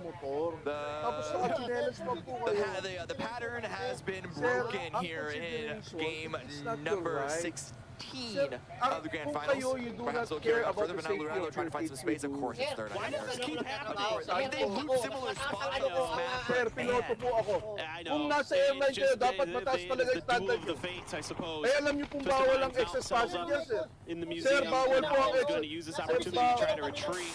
Kickstart trying to get to the rest of his team. Looks like he has successfully done so. Hindi po kami nag-i-interpret ng batas, nag-i-enforce na po kami. Kickstart going to get out by Excess soul. passenger po kayo, nakachinelas kayo. Forever away, out on the other side of things to the northwest, and he's going to get the flush as well. So a point for Tingnan mo Dan.aw. yan. And it's still a lot of third-party action as well. Constant chip onto LG, and Nag-i-implement Adam's po just kami going to be dito, waiting for naabutan people namin running in terror Sir, from other nag-i-implement angles po of third kayo, party as mali well po as kayo. Dan.aw Yun po yung into sinasabi his namin. tower here, but Howl also Sir, rolling on hindi lang po So third eye po ang perhaps might kailangan be pulled in namin a couple of different bantayan. directions here. Vox is already looking at that angle, Kaya nga but po, really an inahuli kayo apocalypse. You dito. know they're thirsting for blood. Remember why you became a nurse? You wanted to help people. And Gonna come in there and help from afar. Snaker's the only one alive. Relo bleeding Ay, out. kumusta po? Kayo Now, si... see if Oldest can do any more. Listen. Long-range AK spray.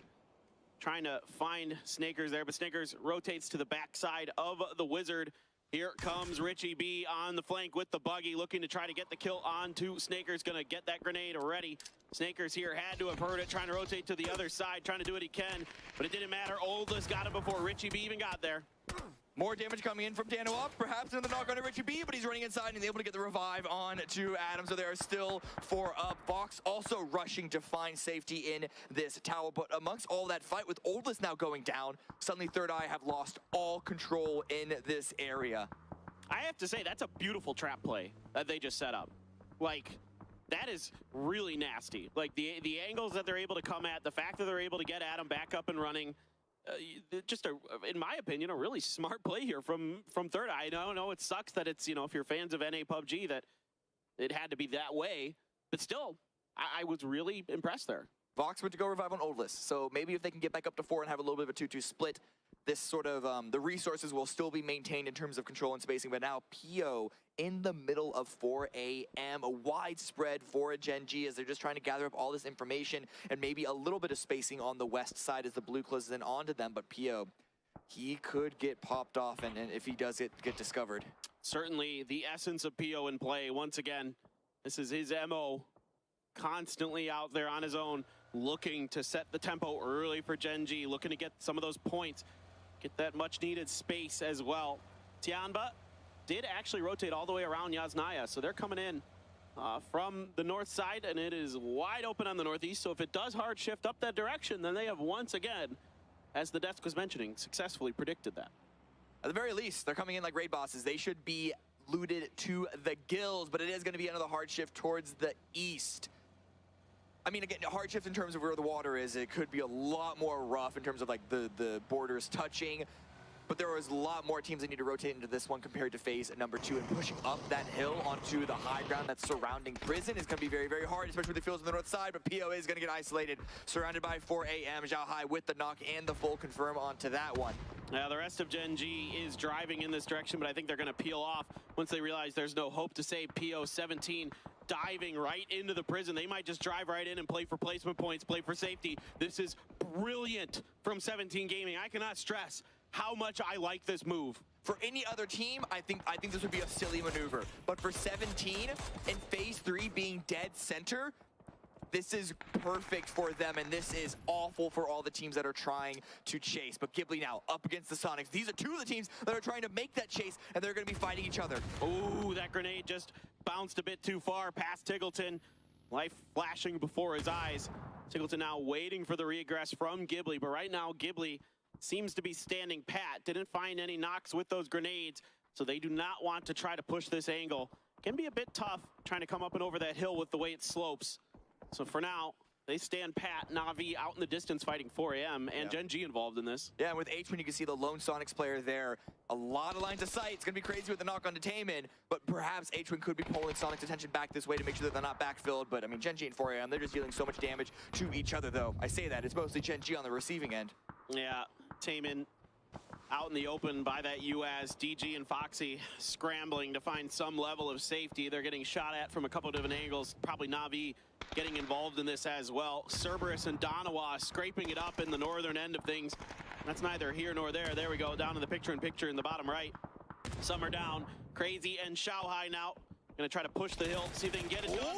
Foxy with some great sprays, and all of a sudden Trimsy gets involved as well. It's actually Example who got the knocks. So even though Gen G doesn't get any of these, there might be some points here for Foxy. He's confirmed 1 at least. That's 1 point for Gen G, but this is going to be a very, very difficult revive because of the angle from not just Sonics, but also Na'Vi. This is such a dangerous hillside to play on, and look at this. It's Xiaolu. Last one up for 4 a.m. Foxy's calling the rotation. But they're alive for now. 4 a.m. I don't know if the revive is going to be available, but Xiaolu seems to want to go for it. It is phase 3 blue, so there is potentially time, but Uba probably wants none of it. Although they're able to crawl in just behind this US. They might have cut off the angle just enough. I don't know if the res can come through in time to summer, though. Yeah, the blue with damage. it ticking down so fast, yeah. Was that? I think Sonic's now dealing a little bit of damage to Uba. Some of those go down to the kill feed. No revive there. So it is just Xiaolu remaining for 4 a.m. And with both Na'Vi and Sonics not just holding this edge, aware of his position, he might just be hoping for a hard shift come phase 4. But it's going to be a medium shift to the north. Not the worst in terms of allowing Xiaolu some space to avoid a gatekeep. But it's such a big field up there, controlled by Cerberus with a little bit of Tan.aw in the mix. Tiggleton an uphill drive to check on Ghibli. Didn't see or hear anything. So now it's a change in direction as Sonics have to figure out how to make a move. A lot of teams going to be eyeing that southern part of the prison, potentially wanting to contest for that territory. Brex and Ascend chasing Tan.aw here. Tan.aw already in their vehicles. I think they're basically okay. Maybe 7-7 if it's Chris hits some insane shots. Ooh, Spray's gonna come out. He's gonna go for the attempt for sure. But yes, Tan.aw are making headway into this zone. Finding a compound there on the eastern edge. Sonic's rotating up at this high ground. Howl should be aware of the new approach. Ruin taken down very, very low. Smoke seemed to be immediately deployed by Howl in a defensive manner, but look at that grenade on H-Win. Yeah, here we go. That one is gonna, wow, that bounced. That one had rubber on the outside of it. Just goes soaring into the air. Like a dodgeball. Just that poink. If you can dodge a frag, you can dodge a ball. Exactly. And I didn't see that in the movie.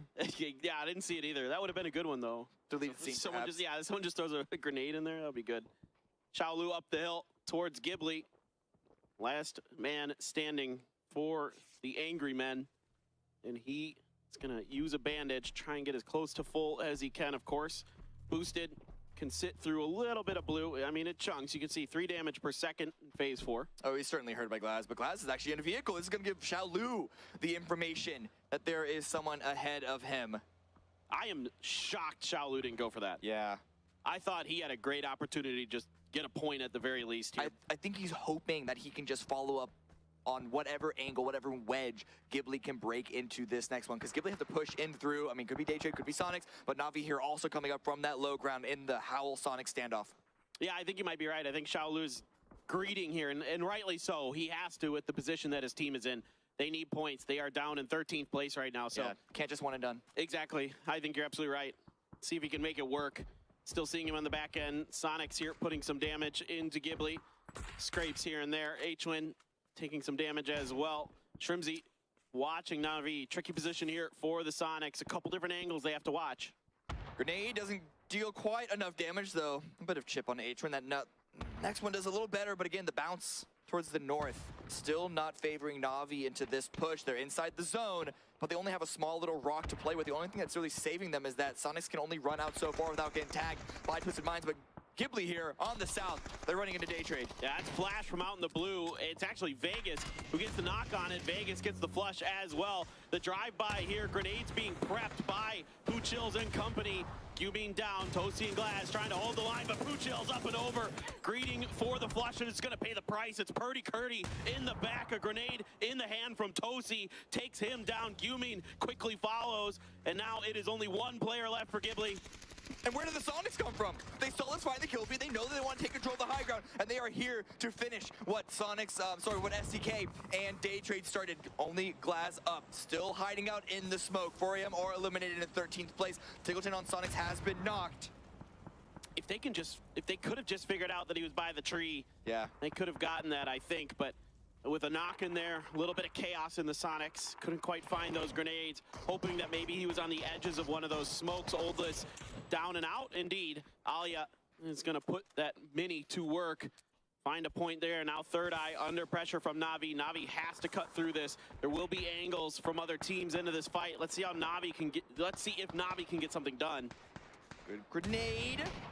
It's sort of deterred a bit by the vehicles, but Mel has another one trying to make its way inside. That one looks good, but still Adam just dancing around these frags like he's a professional tap dancer. Love to see it. Ballet in motion here for Third Eye, trying to dodge these frags. Mel just holds the spray down. Adam trying to repeat. Box out in the open, getting punished from on high by Alia and company. Here comes the rest of Na'Vi. Twisted Minds now going to be driving just past this. I think they're going to barricade whoever wins this fight. And the rest of Na'Vi now trying to claw their way through. Box shut down, just Richie B in the second story. Third Eye not able to really land the shots in these one-on-one fights. Na'Vi are just slowly flooding over, and Twisted Minds with that angle.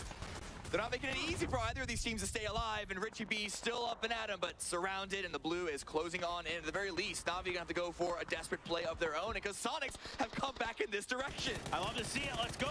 H-Win there trying to get the spray, but Richie B just got 2 kills on a Na'Vi. Tough as nails is Richie. holding the line here for Third Eye. Sonic's now wrapping to the north, trying to get in. Little did they know, 17 sitting inside of the prison currently. Shrimzy here watching Na'Vi. The res is going to come through. Out the door they go. The fire is good from Mime and company. One more on the Sonics, just Alia. Richie B out the window. Richie B gonna get taken out by Shrimzy, actually. Grenade out here from Spyro, trying to see if he can get the finish. It comes up just short. Oh no, Atrium going down for Sonics is not a good look when they need all the points they can get. That's why they're pushing all these different angles. They hear a fight, they see a fight, they're trying to join on in. They've gotten a couple of kills so far. Oh man, but they're running out of space, they're running out of territory, and Twisted Minds, they've had the revives, they're still 4 up. So it's not, I don't know how Sonics are able to break in through this next level, especially with Lou holding points so far out. They might just be denying. Yeah, there was nowhere left to run for the Sonics. They did what they could there on the edge, salvaged the points that they could find. But with the maneuver that Twisted Minds made, there was no getting any further. Now, 17 here, still sitting. Prison edge going to continue to be in with that eastern side, SDK above. You have Twisted Minds around the other edge. Tan.aw, the surviving 2 members, and Cerberus up towards those bunkers, or excuse me, those trenches just to the north. They're gonna have to make a decision here. Cerberus often chooses fighting, but Loki, a superstar trickster, waiting inside. Shots coming out, and Onyx holding the line. Hisaki goes down. Smoke's coming out, but Loki has a frag grenade at the ready. Tan.aw know that Cerberus need to push on this fight, but I imagine they're hoping that Cerberus push faster sooner than later because they also need to make their way into the zone. The smokes are already being deployed, but that's going to be a very, very difficult road for Tan.aw to cross, even if Cerberus go down in the next 2 seconds. Loki, knowing that this fight is going to cause attention, he's got 1. Can he find any more? Yes, he can. That's 2 for Loki. Takes a bunch of damage from Tycon, but the grenade there in hand from Hisaki takes down his teammate. And now Tan.aw with 4 kills, still kicking in this one, have some work to do to get in the next circle. Tiamba angles onto that position. STK angles onto that position. And Twisted Minds, who are trying to push into what remains of the prison entrance that is in this next zone, will also have eyes onto that angle. And 17 also need to finally prison break this game. They got to make their way out of this small little lip. There is no way to climb up that high ground. At some point, you have to hope that they activate, that they just try and swing around and take Twisted Minds, because just hiding in the cave that is below STK will only get them so many points. All right, Tan.aw trying to roll in, maybe trying to save an Onyx, trying to use the chaos of Twisted Minds fight, but Perfectix finds the flush, so Loki on a solo mission here on out. Twisted Minds, 4 kills in the bag, gonna need a lot more if they're gonna make a run at 17 Gaming, who still sits alive in this lobby. Loki just driving around the circle looking for any kind of safety. It's Chris trying to tap with that ace. Has less than a clip behind the current one. And then the Mark 12 on the other side of it. Now Ascend is gonna try to maneuver themselves in, keep Loki under check. Ascend backing away from the chaos that is going to be that prison ridge, trying to find this last kill, this last point, but perhaps running a bit too out in the open. A couple of angles from Tiamba and potentially Howl going their way, but they're alive for now. Loki getting away a safe distance from that vehicle as it's about to explode, but unfortunately that cover is no longer usable. And a great grenade from It's Chris gets Ascend another point. They are chasing 17. They are still in the mix, but with 17 still alive, and we're in the middle of placement points, they're gonna have to hope that 17 just get absolutely demolished by the 3 teams that are surrounding them. Yeah, there's still hope for Ascend. They still have a shot, but 17 needs to get wiped out sooner rather than later. And the shift. And it shifts back in towards the prison. Everybody here on the rock ledge is still in this circle. Absolutely insane. This is going to be a tight, wild finish. There is so much to work with. Twisted Minds currently focused on 17. They know that they are here, but Howl need to move in towards STK, which means that STK are focused so far on the south. Twisted Minds could pull a sneaky maneuver and actually have one person hold 17, everyone else backstab STK. The big question is, what angles will Tiamba have? You can already see in the minimap that they are leaving their compound. Pow Pow has already entered into the zone, taking what is really close to center. But this, the way that these fights could unfold because of so many teams in such close proximity, it is really, really hard to call right now. Yeah. This is an absolutely wild finish.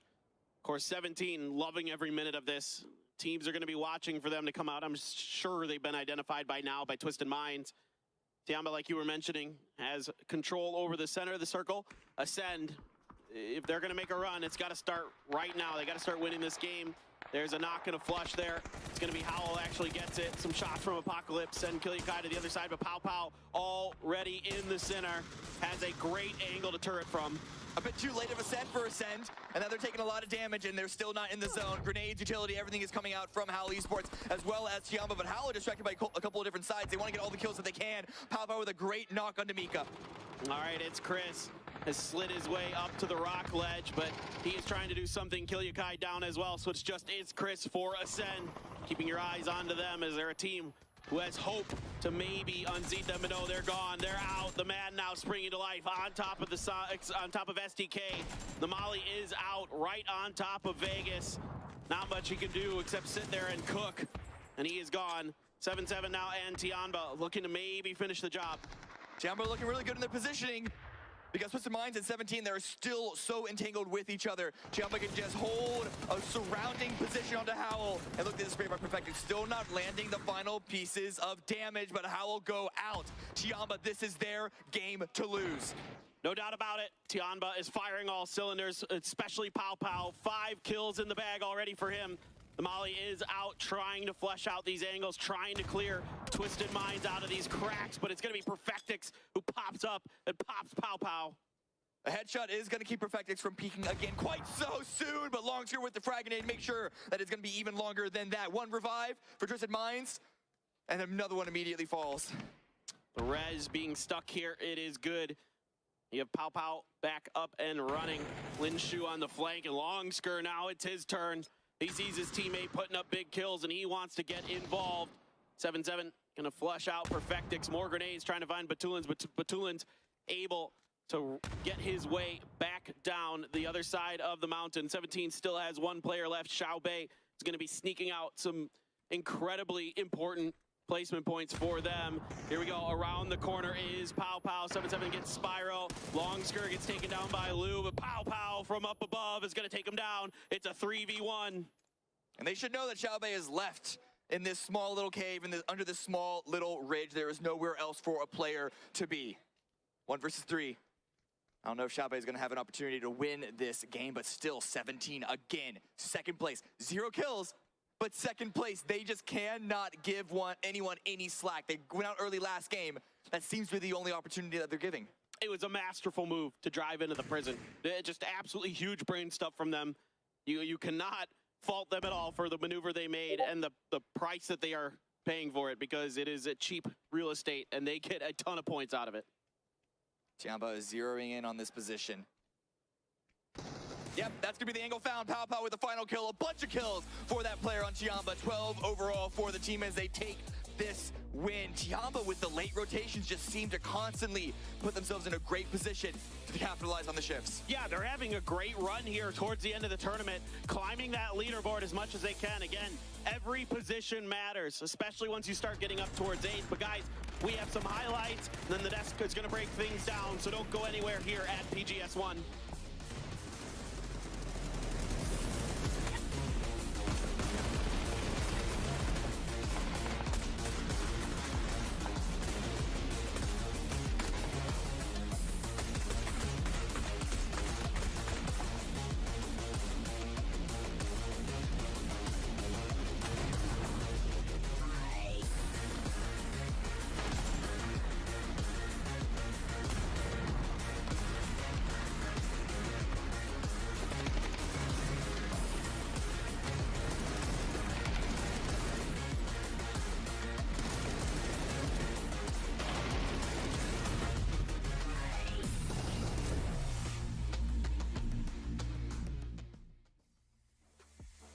It's a big win for TaN.aw as they get a lot of kills on the board and try to make their way up that leaders table. Congratulations to them on the chicken dinner, but again, another game where 17 somehow goes deep.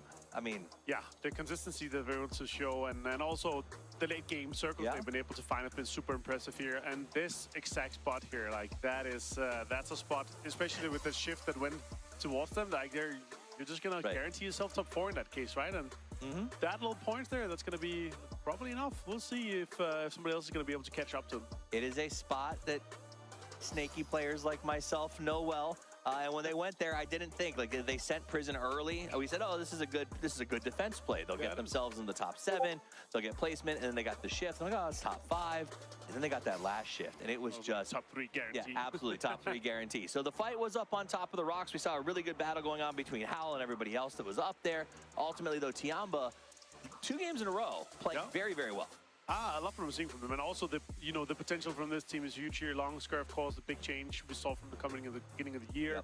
Linshu's still IGLing, and these guys, they have potential, and I like what I'm seeing from them. But like the spotlight is obviously going to be in 17 Gaming, right? The better organization and team coming out of China right now. So yeah, it's good to see Tan.aw kind of step up like here. But if they did it earlier, they could have been maybe a case where they could have gotten into top 2. Yeah, it feels like they started this grand final a little passive, and they sort of and a lot of teams, I think they realized, oh, maybe it's time to turn on, but I wish they had done it from the jump. 17, I will say this is a story of growth, because we go all the way back to the group stages. They had Sonics had a good first day that allowed them to very comfortably hot drop 17 for their entire first group stage day. It set them back. They had to go to the losers bracket. They struggled on the first day of that. This is the story of a team that has really bounced back from a bad start and managed to just absolutely dominate these late stages. Yeah, and we gotta say also, once we got into this tournament here for PGS, when you looked at like the drop map for the home drops of the teams, so many teams were in Picado pitching. It is one of the, if not the strongest drops coming in, of course. So that's also why the benefit of 17 Gaming having it for free is huge. I gotta say though, I'm impressed with what we've seen from Sonic so far in here in the grand finals. They've been able to really step it up in a new-ish loot spot in terms of global. Really reachable with this plane, and the risk of trying to fly over a team that lands down before you is simply not worth it. So a lot of teams down south, which means that should this first circle go north, we're in for some good rotations, but north, hell no. Let's go practically as far south on the first circle as can be. I heard some screams of joy. You don't often hear that off of that particular circle. Usually it's groans, but I think people are ready for something different. We are certainly going to get it here. Maybe. We're likely to get it. Adam, this time around, it's Third Eye who's being picked on. Who would have thought? Who would have thought the Third Eye were going to be on the receiving end of fire coming through in the early game? Now, we asked for something far away from Picado, and in all fairness, I don't think we could really get further away from Picado with the first shift. So kudos to you, game, for listening to our pleas. We'll see, though, if 17, which is a team that everyone has their eyes on right now, can find a safe passage to this first circle. Of course, Tan.aw still wanting to climb that leaderboard, still wanting to keep themselves somewhere in that top echelon of teams, a team that struggled early in this event. The first day, a day to forget, certainly for Tan.aw. Since then, they've had some good performances. They've gotten a chicken dinner. They just need a big game or two, and they're right back towards that top 3, top 4. You said big game exactly. I mean, 13 points here. They're set in third. That would be absolutely huge. To see them climb all the way back up, that would be phenomenal, because I was starting to feel a little, oh no, have they used all the energy on those first couple of stages? But no, today's climb, it really started at the end of yesterday, right? We started to get some games going their way. Should they be able to do it here, that would be huge. I mean, if they can just clean up some of the early game stuff that happens to them where they get caught in splits. But here's a replay from the previous game. This is Pow Pow.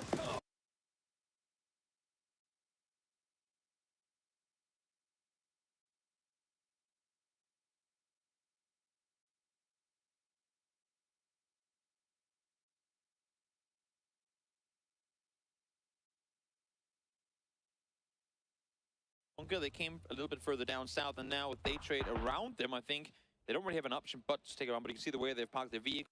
Genji has firm control over their side of the circle, over the center.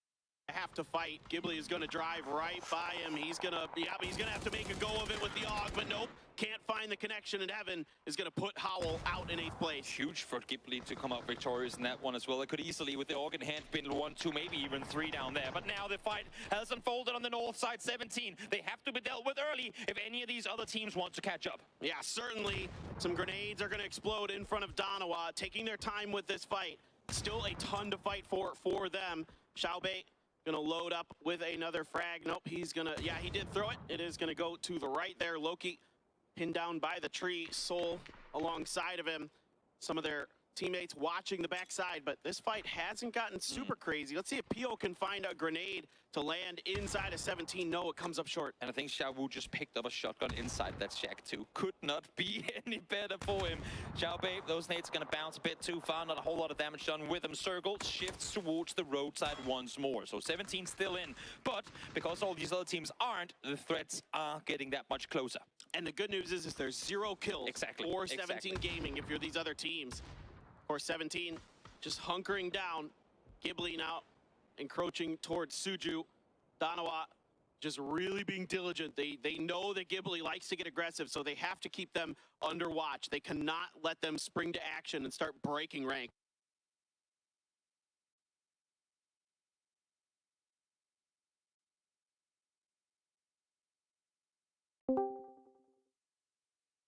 Arasin, buboy. Asa mute man ni Q. Dua si Q. Sleeping tablet ra din ni Jade.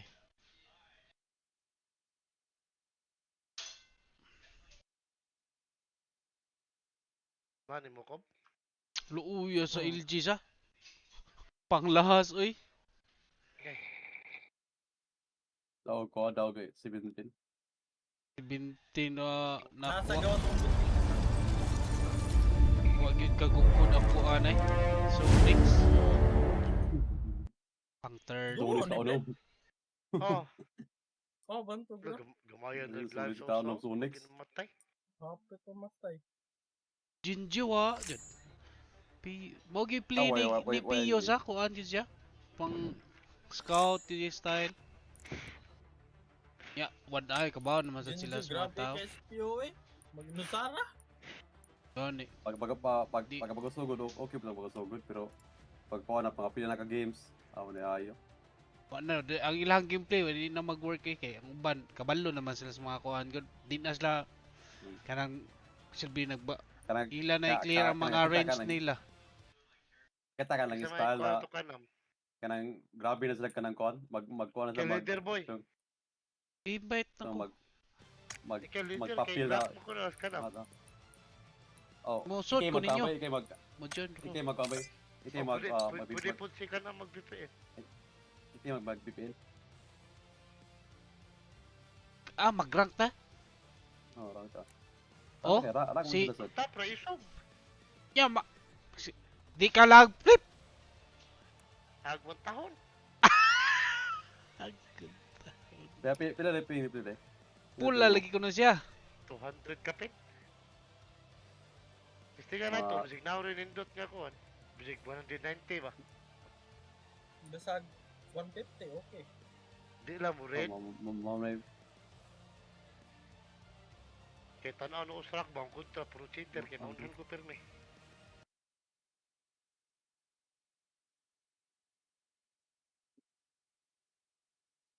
Ayan na nakuha ang rank ko. Rank ta. Buboy ay. Ito tayo kauban na ito. Mag-rank sa una boy. Si Flash di ay. Flash. Wala mas Flash lagi boy. Ha? Wala lagi Flash. Extra large. See. One naman splash. Tao. Kay kuan kanam. Invite me kanam. Kanam sana imong VPN kanam.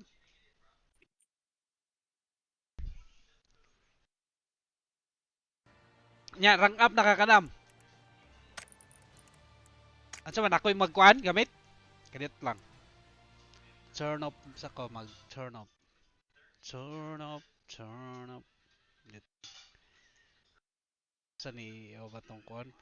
Facebook kay basta mag prone kita sa kuan na mga scammers mga Indian.